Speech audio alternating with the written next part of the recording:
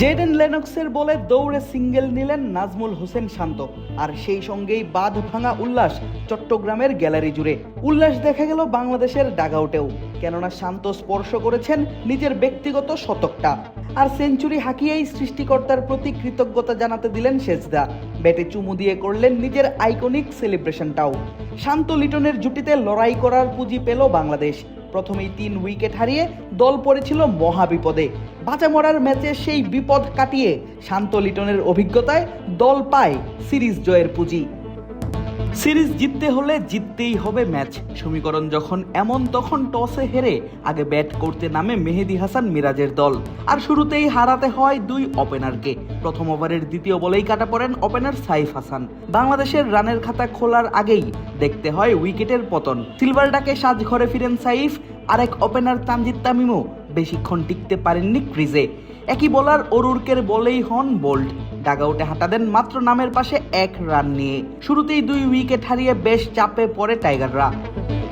সেই বিপদ থেকে দলকে টেনে তোলার চেষ্টা করেন সৌম্য সরকার এবং নাজমুল হোসেন শান্ত। দুজনে মিলে সিঙ্গেল আর বাউন্ডারিতে বাড়াতে থাকেন দলীয় সংগ্রহ।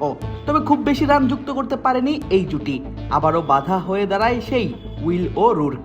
ইনিংসের 9ম ওভারে 23 রানের এই জুটিকে ভাঙেন সৌম্য সরকারকে বোল্ড করার মাধ্যমে, আর এতেই দলীয় 32 রানে বাংলাদেশ হারায় নিজেদের তৃতীয় উইকেটটা। পাওয়ার প্লের 10 ওভারে বাংলাদেশের সংগ্রহ দাঁড়ায় 3 উইকেট হারিয়ে মাত্র 36 রানের। 72 ঘন্টা ময়েশ্চার লক সমৃদ্ধ লিলি বডি ওয়াশ, শিয়া বাটারের গুডনেস স্কিন রিপেয়ার করে রাখে সফট ও গ্লোয়িং।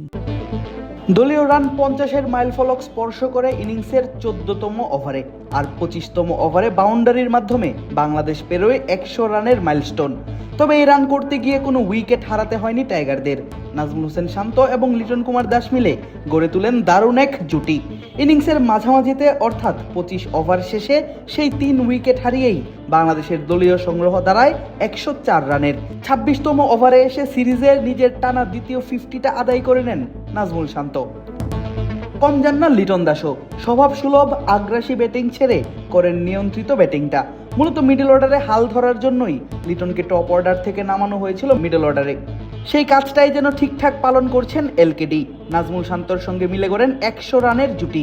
30তম ওভার শেষে বাংলাদেশের সংগ্রহ দাঁড়ায় সেই 3 উইকেট হারিয়েই 135 রানের।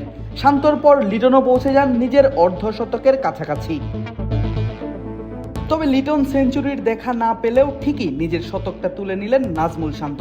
গত ম্যাচে 50 রানে অপরাজিত থেকে মাঠ ছেড়েছিলেন মাংসপেশিতে টান অনুভব করে, তবে আজ আদায় করে নিলেন নিজের শতকটা। 41তম ওভারে শান্ত পান নিজের সেই মাইলস্টোনের দেখা। বাংলাদেশের দলীয় রান তখন 208, 4 উইকেট হারিয়ে। লিটনের পর নাজমুল শান্ত জুটি গড়ার চেষ্টা করেন তাওহিদ হৃদয়ের সঙ্গে। দুজনে মিলে দলকে এনে দিতে থাকেন বড় সংগ্রহ। 105 রান করে শান্ত আউট হন ইনিংসের 43তম ওভারে সীমানায় ক্যাচ তুলে দিয়ে। তখন রান তোলার দায়িত্বটা গিয়ে পড়ে হৃদয়ের কাঁধে। অধিনায়ক মিরাজকে সঙ্গে নিয়ে হৃদয় দলকে এনে দেন লড়াকু এক সংগ্রহ। প্রথমে যেখানে মনে হচ্ছিল 100-র আগেই অল আউট হবে বাংলাদেশ, সেখানে 50 ওভার শেষে দলের সংগ্রহ দাঁড়ায় 250-র অনেকটাই বেশি। আদিব আশরাফ, ক্রিক ফ্রেন্জি।